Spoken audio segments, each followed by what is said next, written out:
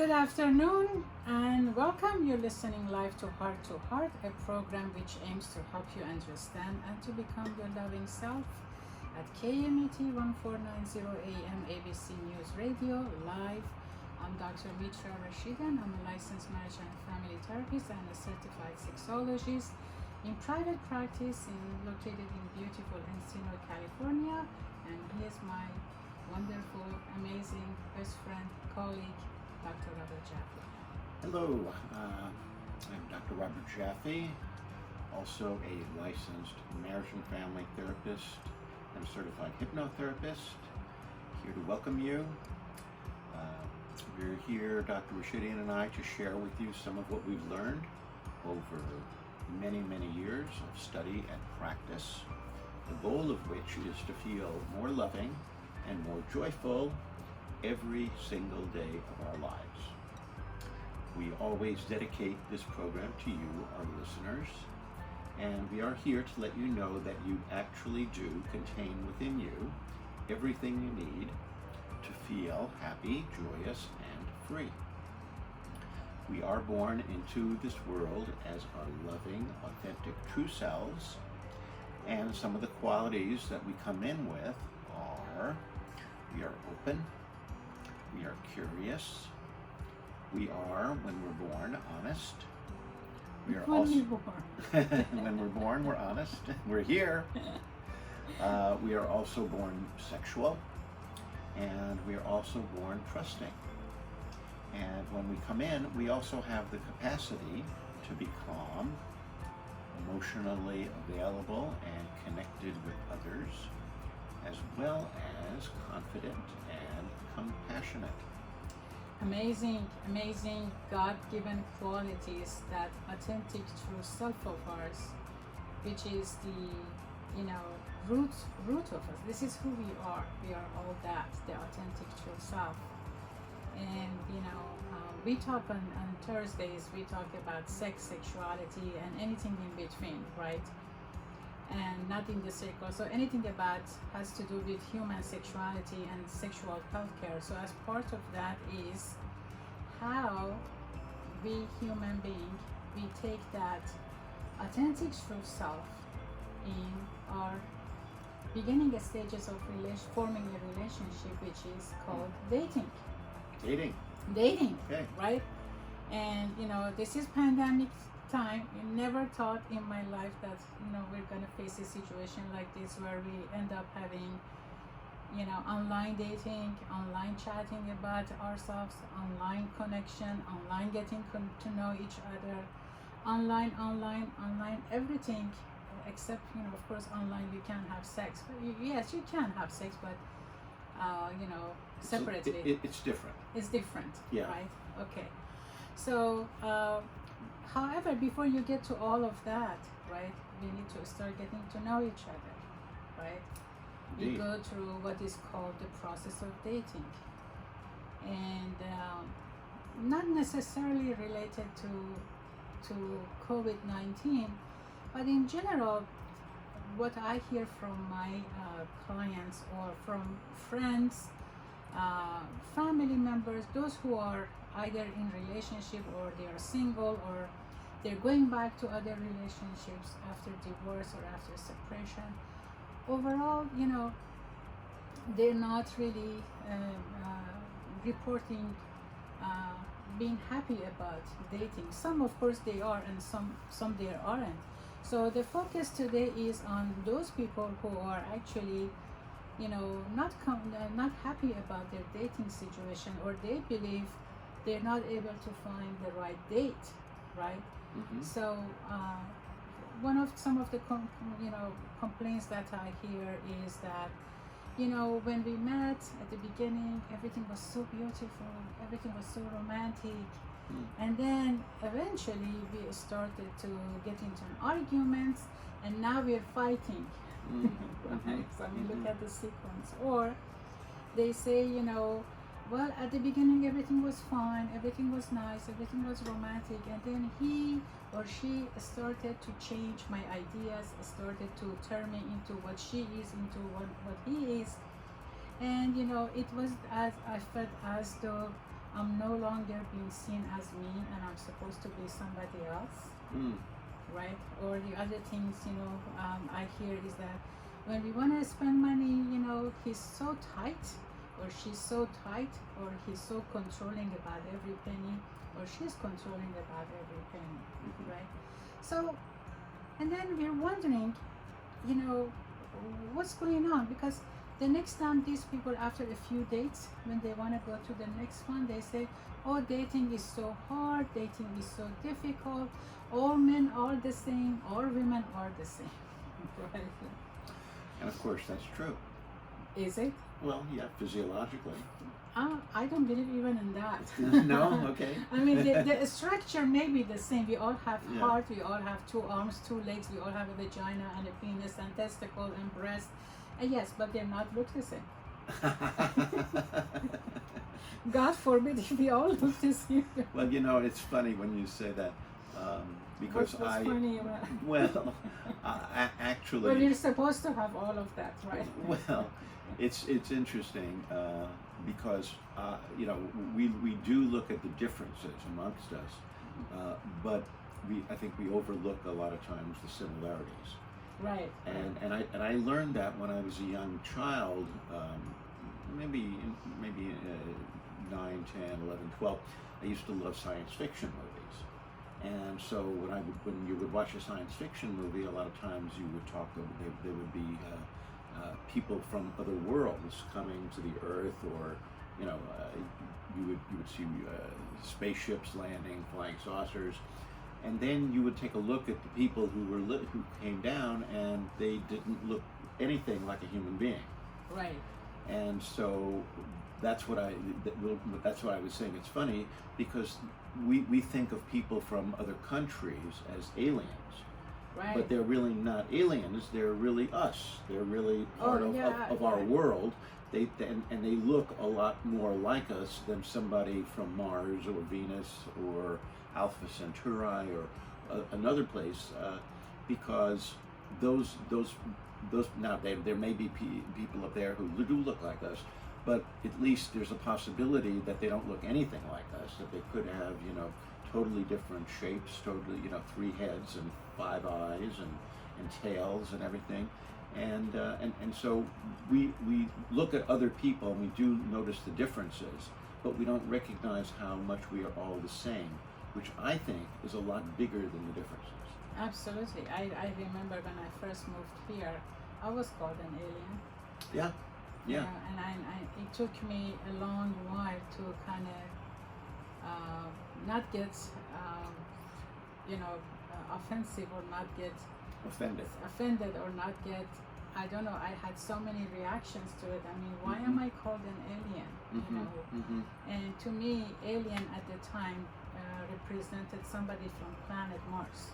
Yeah, that's Right. right. Exactly. Yeah. Exactly. And I said, I just came from the other side of the ocean, and I didn't come in here with the boat. I had a first class ticket, friend. So Yeah. what makes me an alien?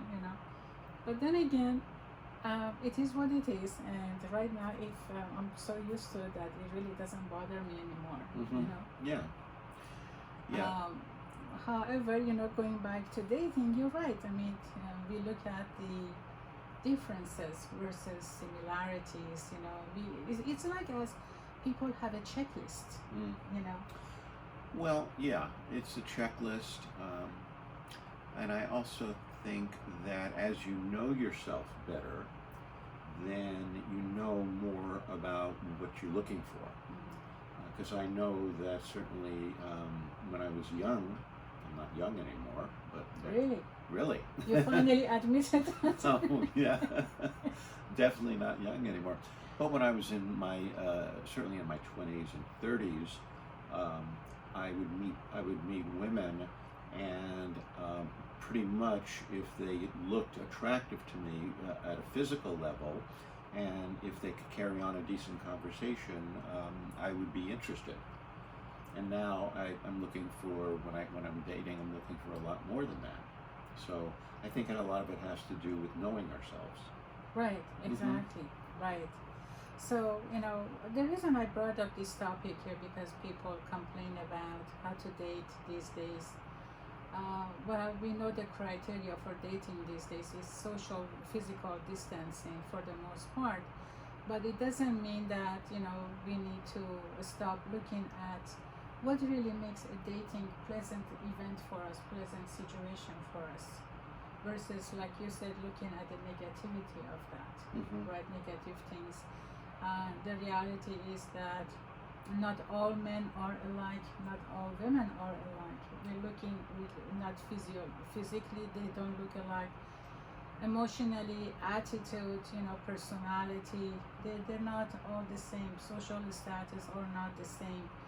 Wants and desires are not the same, right? Correct. However, the reason we believe that when all men and all women are alike, because the reality is, and like you said, we need to look at ourselves, we keep selecting the same personality type. Well, yes, well, it isn't just personality. I think what you're talking about is having a particular attraction to a particular kind of individual. Right, we can say it that way, of course, yes. Yeah. So we want to know why this happens, right? Why we keep repeating, looking for the same type of, attitudes, the same type of, even physics, the same type of people that at first they feel so amazing, and then suddenly they become not the one, right? And then we continue to repeat the same cycle and then get to the same hurtful result and walk away. Right. Right? Yeah. So, in short, my theory is, and please feel to agree or disagree, Okay. that, just like you and I are writing a book about subconscious runs the show, right? I think part of our selection is done subconsciously. And that means that as we grow up, we believe certain, fundamental, we form certain fundamental attitude, we believe certain, we have certain beliefs, we have certain perceptions, which are learned, which have been evolved within us as a result of our upbringing, right? Therefore, for example, and then these are because of how we, depends on our lifestyle, basically. Right, so we just told that we have 30 seconds to our commercial, and therefore let's just hold on to that thought, and then after commercial break we're gonna discuss this, how we are ending up selecting the same type of people as our date, and then we end up not liking them. And also to talk a little bit maybe about what the subconscious is. What the subconscious is, right? Absolutely. Okay, we see you back shortly. Okay.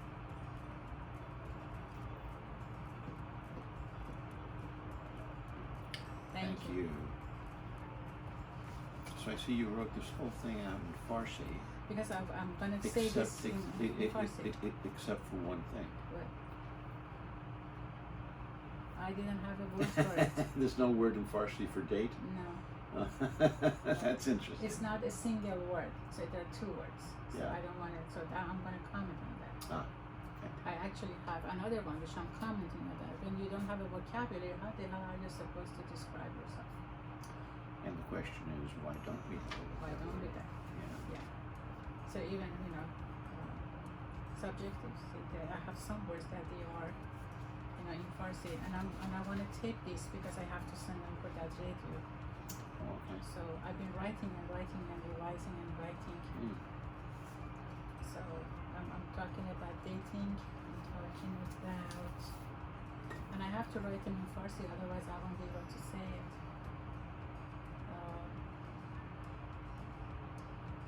So I'm saying here, this one I'm talking about when you don't have a language, how are you supposed to talk about it? And then this one I'm saying, what is this program about?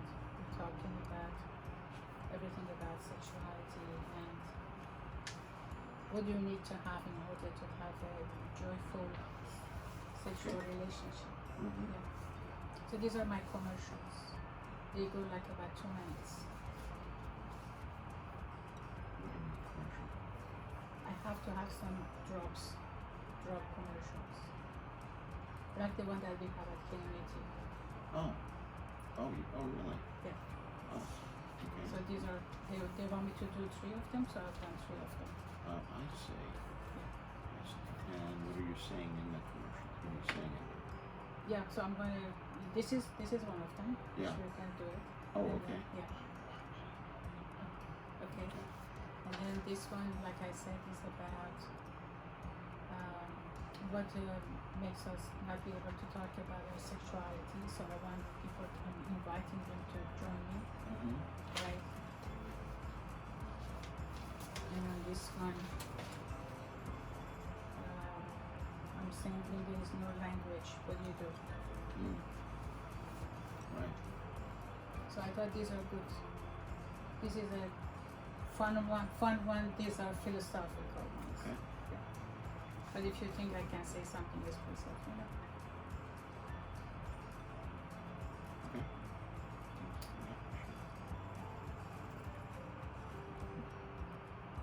Fusion.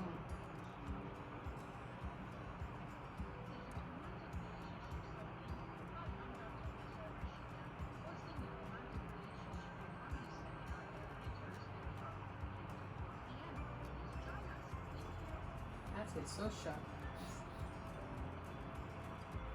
Mm.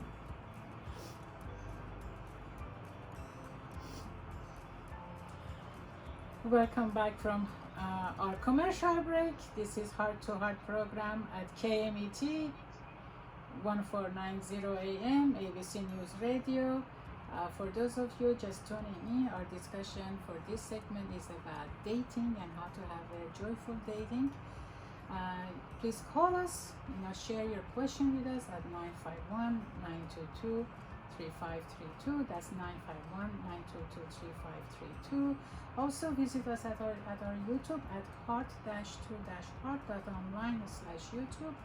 And please share this program with those that you believe they can benefit from it. But I also want to encourage you again to please join us, ask your questions, because this way we can offer you a program that you really want to listen to and to share and to enjoy. So our phone number again is 951-922-3532. So Dr. Robert, Yes. we talked about how we subconsciously select our mate, Right. right? And then you suggested let's talk more about what subconscious is, and you're the master on that. Well, so the subconscious is you can visualize it as an iceberg.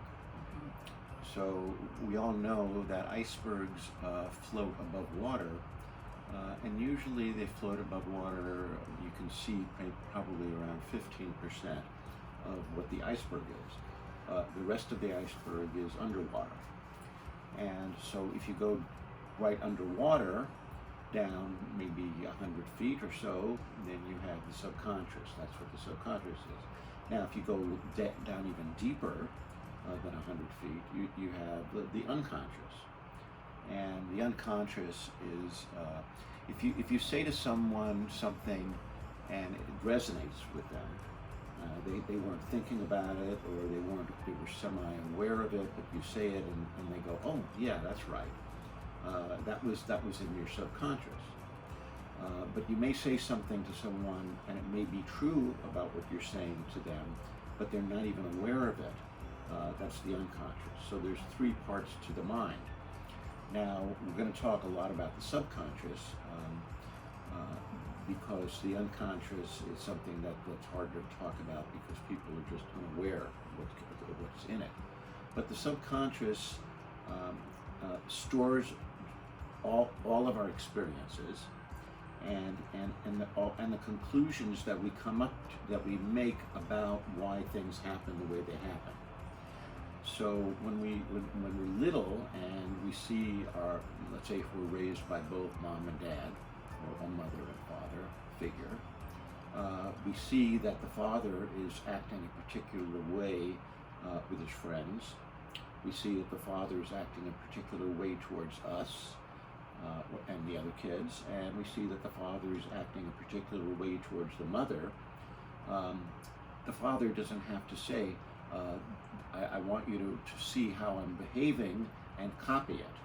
What we do is we just see it and we take it in. And we take it in at a subconscious level. And so we learn basically a lot from watching them and from seeing how they interact. And that's both positive and negative. And we take that in and we store it. And then later on it comes back up in the form of our own belief systems and our own behaviors. So, so that's what the subconscious does. And if we are having behaviors or making decisions or picking the same kind of people that don't work out, it's important to understand what's actually happening in the subconscious to bring it up, to make it to be that 15% that's above the water. So once we can see it, then we can make different decisions and make changes. But as long as we're semi-aware of it, then it sort of runs us. Exactly, and that's such a beautiful explanation of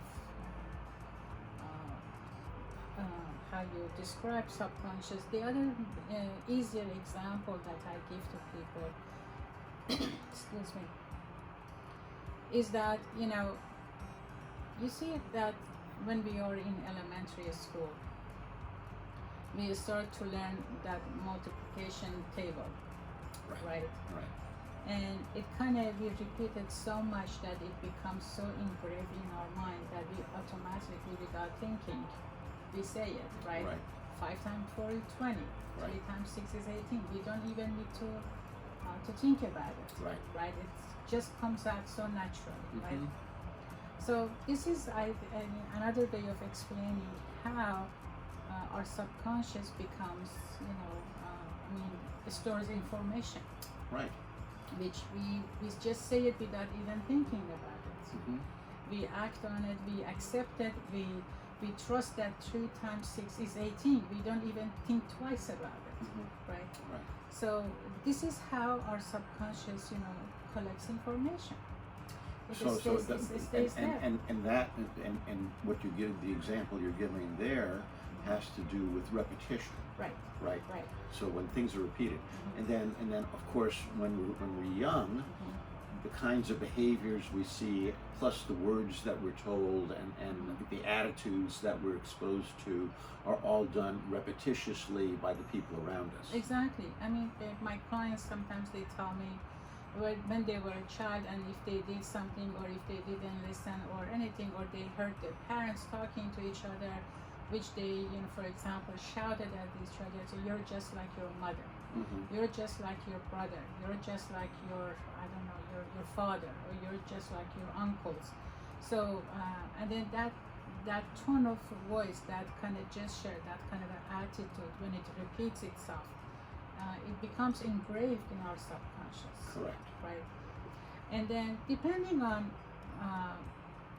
where we live and how we live and how we are treated, also shapes our beliefs and attitudes and perceptions. Number 1, about ourselves. Number 2, about the world around us, and then how we interact. Right? So if we see during dating, keep repeating, selecting people that they all hurt me, or they are careless, or they're not committed to relationship, or they're not into me, or whatever, and we're repeating the same cycle one after another, right? We need to kind of pause before going to the next date. And the problem is that I think a lot of people face is the underlying belief is that it's the opposite sex. Right. So if we were talking about this before, about a client who's in a relationship with somebody who's cheating on her, and she believes that's what guys do. Guys just cheat. So why would I get rid of this guy, since I want to be with someone, and the next guy will just cheat also? So she also has that belief. So she forces herself to try to not get upset about it. Right. She forces that not to do that, but then again, she is getting upset about it. Correct. Right. So how do we know that what we're doing is not working for us? It's to listen to that uncomfortable part of us, Mm-hmm. right? Because that uncomfortable part of us is saying something to us. Mm-hmm. It's saying, this is not the right steps that I am taking towards selecting a date, right? So, and if we listen even more in depth, and if we process that with ourselves, we see that, what we are selecting, and of course, maybe therapy definitely is needed at this stage. I would strongly recommend that. So, if you are able to understand that you're uncomfortable, right, and not force yourself into going to the next dating without processing that uncomfortableness, I think that's where a win-win situation may happen. Right. And so, and then what we now know is that people overlook that discomfort because they have a belief that either I'm too picky, or all men or all women are that way, Yeah. or what I'm looking for doesn't exist. They have Right. that underlying belief. So the discomfort, we call them red flags. Right. Right. Right. So when you get a red flag with somebody, it doesn't necessarily mean that that's the wrong person, but the red flag certainly does mean to slow down. Red flags means to slow down. Otherwise, we all know, you and I have said that, we're going to end up having a project as a date.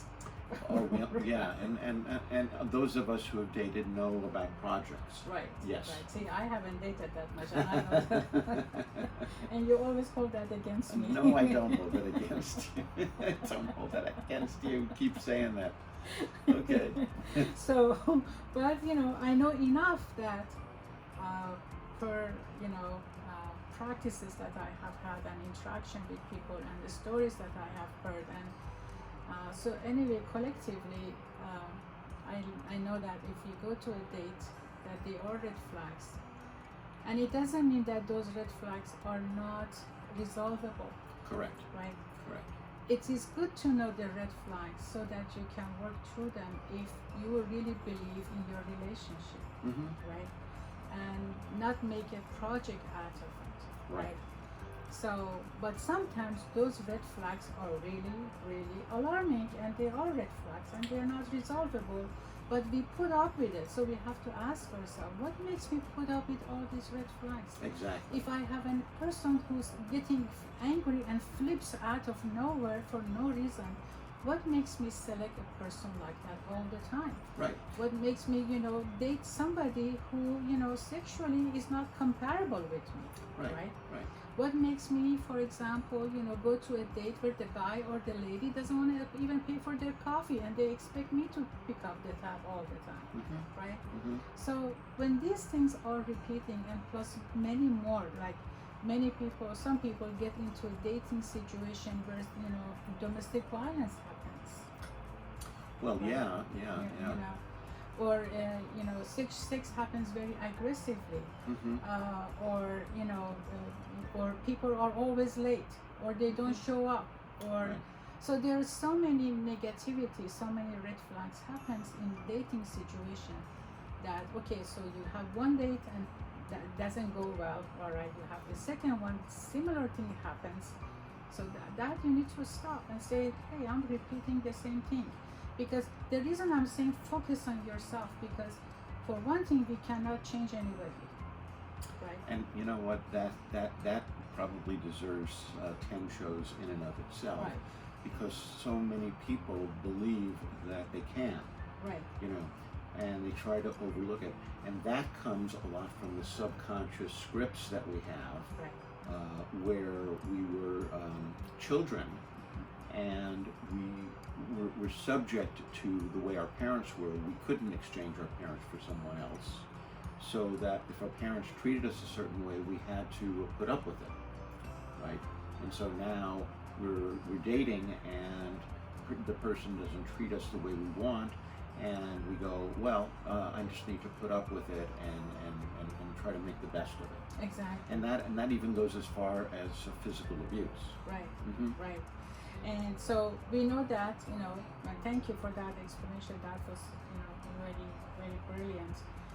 And we are not able to change most of red flags. And when I'm saying most, I'm talking about, because some of these red flags are so deeply engraved in our partner that it's impossible to do anything about them.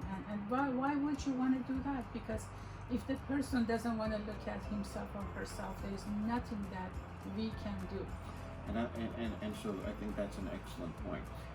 And the caveat, of course, is if the person doesn't want to look at themselves.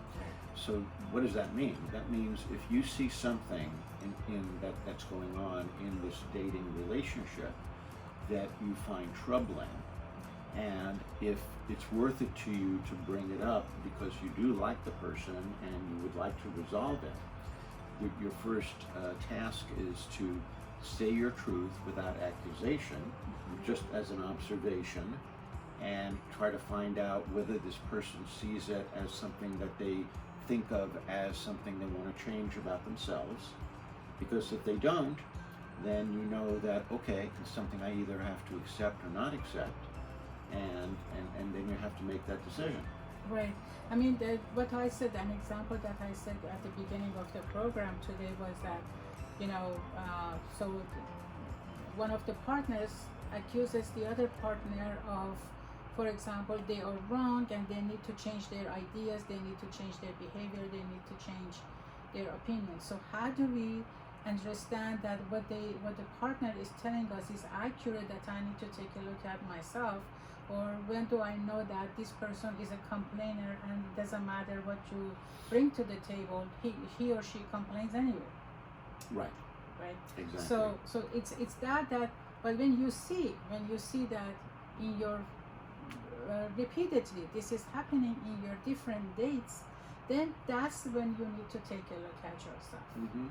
Right. Mm-hmm. And then with that, you need to actually, my recommendation is to stop dating for a while and then step back and take a look at yourself. What makes me select the same type of people over and over and over again? Well, but I think it's the same type of people is certainly one way of looking at it, but it may be even more specific than that. Mm-hmm. It may be that a person, let's say, who has a particular behavior, like complaining, for example, or a habit like being late, for some, and then to look at that and say, is that really, is it something that I not only can live with, but would want to live with? Do I want to live with? Yeah, because maybe you can, but that doesn't mean that you want to. Right. Now, and a lot of people believe that that this is just they have that belief that this is just the way people are, or this is just the way the opposite sex is, and therefore I can't do any better. Or and same sex. Or same, yeah. Well, if they're same sex, right? Yeah. And so therefore, if they're getting involved with that person, the belief is since this is ubiquitous and everybody's going to be doing this, I have to learn to live with it, and I have to make the adjustment. And when you do that, then you're usually not being honest with yourself. Exactly. So let's see how we can overcome all of this, right? After commercial break, we look forward to see you back here. Bye-bye. Welcome back from our commercial break. We're talking about how to date. This is Dr. Mitchell along with Dr. Robert. Our phone number is 951-922-3532. We were talking about, how to overcome problems with dating these days, right? And we talked about the role of subconscious and how we engrave, in our mind what feels, handleable, right? But the reality is, we see that we don't get any success or not so much success when we date, and there is a level of discomfort. There are red flags. So what do you do with it? You put up with it, or you just overcome them, right? Mm-hmm. So the best, of course, is to overcome them, right? But how do we know why the problem begins to begin with, right? So when we grow up, if you're in a loving, comfortable, supportive environment, we learn that I'm a lovable person. Mm-hmm. We learn that the world is a safe place, Mm-hmm. right? Mm-hmm. And I can freely, comfortably look for what makes me feel the same, Mm-hmm. right?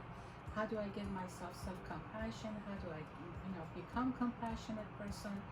So that it's really a tool, it's a skill, it's a gift that we have that we can bring into our relationships. Correct. Right? Now, let's say if I grow up in a family environment where there is always hostility, Mm-hmm. where there is always name calling, where there is blaming, comparing, negativity, So I learned to survive within that environment. Mm-hmm. And I believe that the world outside of me is also a hostile environment, Mm-hmm. right? And I kind of develop perceptions and ideas and attitude about how to survive within that environment. Right. So therefore, in my relationship, and that's where we say subconscious runs the show, we attract those type of people to ourselves. We kind of become attractive to those people that they have had similar experiences, right? Mm-hmm. Mm-hmm. And therefore, when we go into the relationship, we see, there are similarities. So at the beginning, everything fits well. Right. But after a while, we see that the discomfort also shows itself. The Right. discomfort, yes. Right? And we don't listen to the discomfort. Well, we don't Yeah. listen to it Yeah. because It's familiar. it's familiar, Yeah. and it doesn't appear to us to be something that is alien. Yeah. It's something that we know, and we talked a few minutes ago about beliefs, Right. that we're maybe holding a subconscious belief that this is what I'm going to have in relationships. Right. Right. So it's normal. It's It's normal. a normal environment. It's a familiar environment. It is uncomfortable, but we have learned how to survive within an uncomfortable setting. So anything else to us is a foreign. Everything else to us is alien. Right. Right. Therefore, subconsciously is like a network of mind. We like a magnet. We attract those people to ourselves, or we become attracted to those people, right? And it isn't that that's what we want. It's not It's that's what not. we It's want. not that that's what we want. Yeah. People, I think, get a little confused about it because they get in unhappy relationships, and now the therapist, namely us, are saying, well, we're attracted to it. But being attracted to it, we're talking about a subconscious attraction, Mhm. and that doesn't mean that's what we want. Right. It means that's what is normal to us. Mhm. It means that perhaps we don't know that other things exist, beyond that, so that we may not actually be attracted to somebody who is kinder or more loving. It may not fit for us subconsciously. It may. Yeah, It we may. call them, for example, he's a sissy, Yeah. right? Yeah. I Yeah. don't Exactly. want sissy guy, or or I don't want bossy woman, right? We have seen that. I have had couples here that they came in because of their problems, that we always fight, and we want to get married. And so if they are always fighting and they want to get married, so we need to make sense out of those two differing combination here. How can you get married when you're always fighting? And then the answer I get is that, well, when we process that, we get to the point that their parents have been the same way. They Mhm. have always argued, but they have been married, and they have been married for a long time, Right. right? Right. So that's how this environment becomes familiar, becomes handleable. It's uncomfortable, but that's all we know how to handle.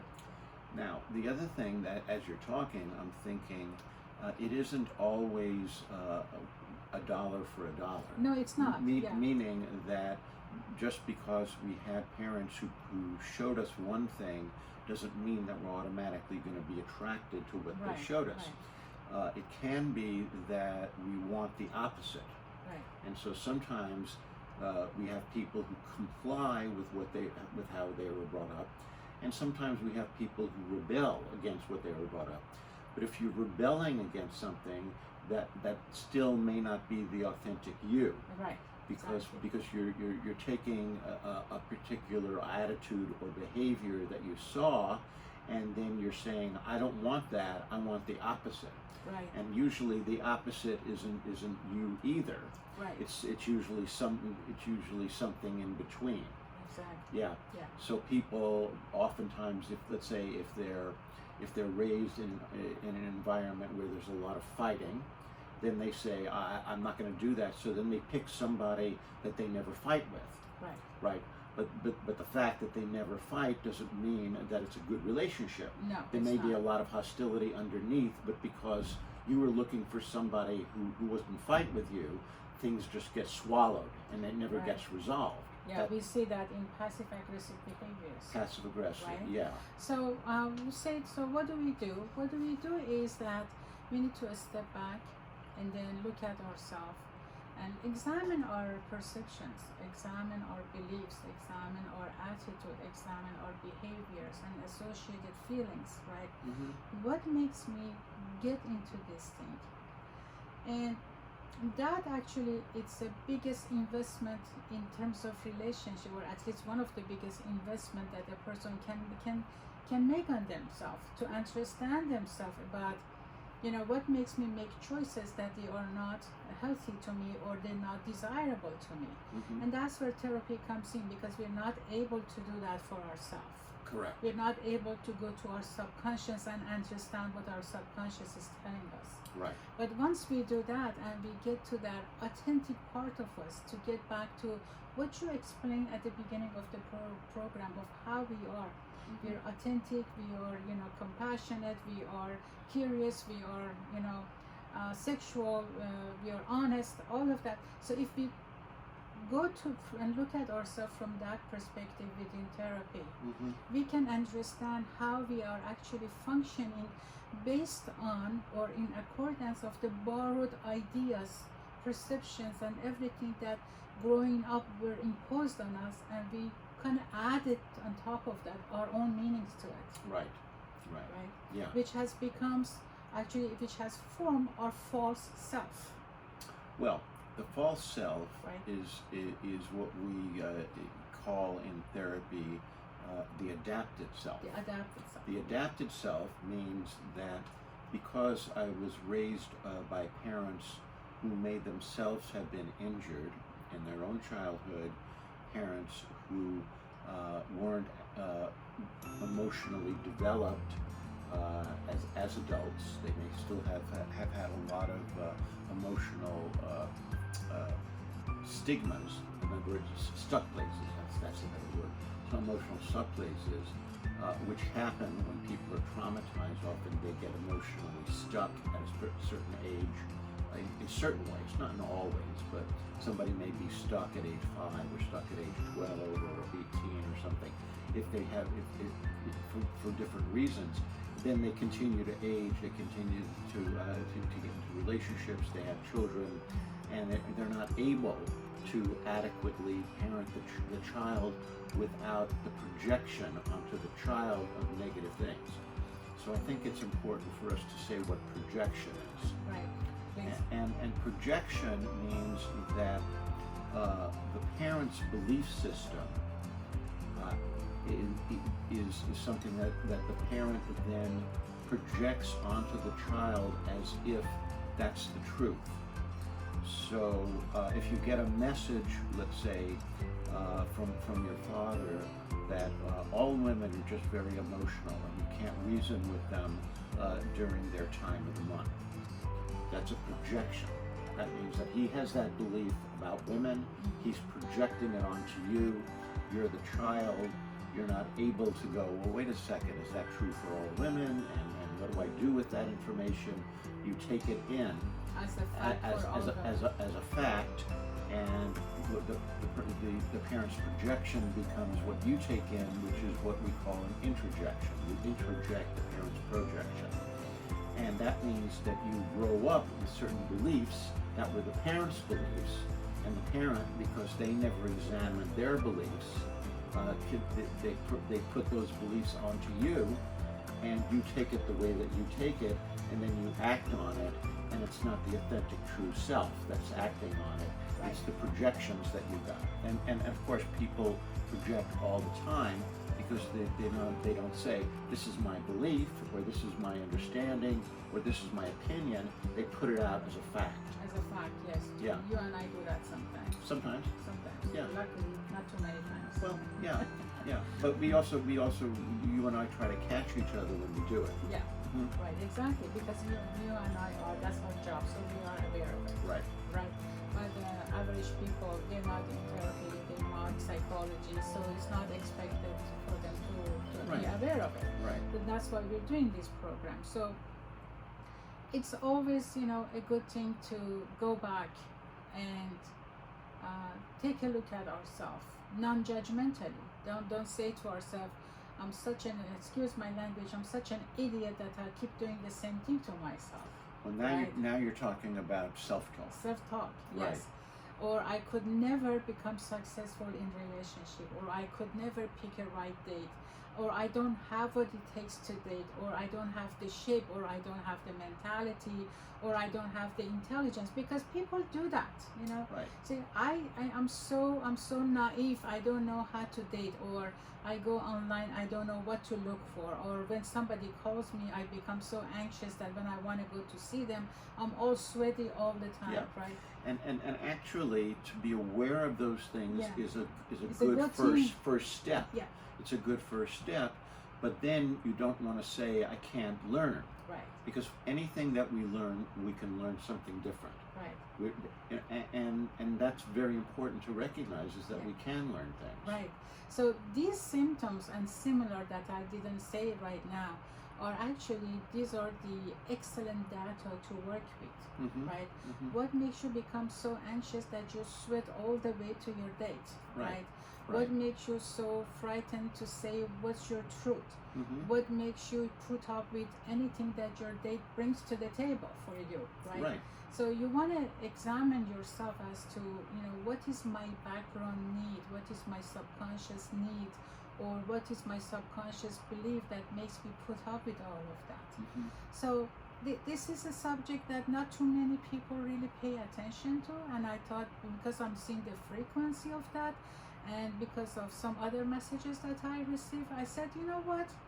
It's pandemic, people are social distancing anyway. So Mhm. maybe this is a good time to take a look at yourself. It's I don't think that there's a bad time. There is not a bad There's not a time, bad but time. because right now there is a little bit of a social distancing and people maybe have more time on their hand, Yeah. maybe it's time to do self-reflection. Yeah. What we're talking about also is taking responsibility for the way that you see the world. Right. See, and it's so easy, and unfortunately, we're going through a time where people, instead of looking at what's going on inside of them, project onto other people and make other people right or wrong, or good or bad. And that was not the way our society was supposed to be set up.